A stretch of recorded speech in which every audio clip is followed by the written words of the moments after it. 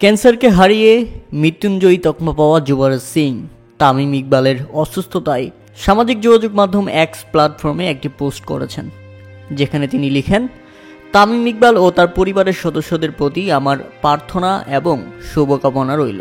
এছাড়া তামিমকে উদ্দেশ্য করে যুবরাজ লিখেন, তুমি এর আগেও অনেক কঠিন প্রতিপক্ষের মুখোমুখি হয়েছিলে, সেবারও অনেকটা শক্তিশালী হয়ে ফিরেছিলে, এবারও তার ব্যতিক্রম হবে না।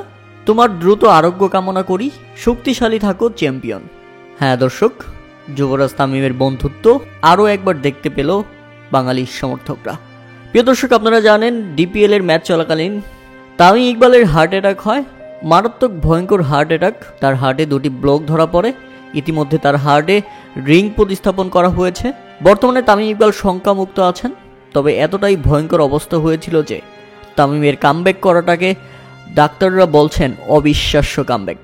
কেননা পুরো 22 মিনিট সিপিআর এবং 3 বার ভিসি শক দেওয়ার পর তামিম ইকবাল রেসপন্স করেন।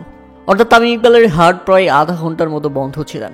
সঠিক সময়ে সঠিক সিদ্ধান্ত না নিতে পারলে হয়তোবা আমরা তামিম ইকবালকে আর ফিরে পেতাম না। কেননা তামিম ইকবালকে ঢাকায় নিয়ে আসার জন্য একটা পায়তারা করা হচ্ছিল, আর ঢাকায় নিয়ে আসলে তামিম ইকবালকে হয়তোবা নাও ফেরানো যেত। কেননা ঢাকায় আসার জন্য সময়ের প্রয়োজন ছিল, কিন্তু তামিম ইকবালের কাছে সময়টা প্রয়োজন ছিল না। সঠিক সময়ে সঠিক সিদ্ধান্ত এবং হাসপাতালে তাড়াতাড়ি ট্রিটমেন্ট করার ফলে তামিম ইকবাল বর্তমানে শঙ্কামুক্ত আছেন। তামিম ইকবালের জন্য প্রার্থনা করেছেন লাসিত মালিঙ্গা, মনোজ তিওয়ারি এবং ভারতের জনপ্রিয় ধারাভাষ্যকার হর্ষা ভুগলে। টুইটারে মনোজ তিওয়ারি লিখেন, এই লড়াইটা তোমার জিততেই হবে বন্ধু, একেবারে ট্রেডমার্ক তামিম ইকবাল স্টাইলে।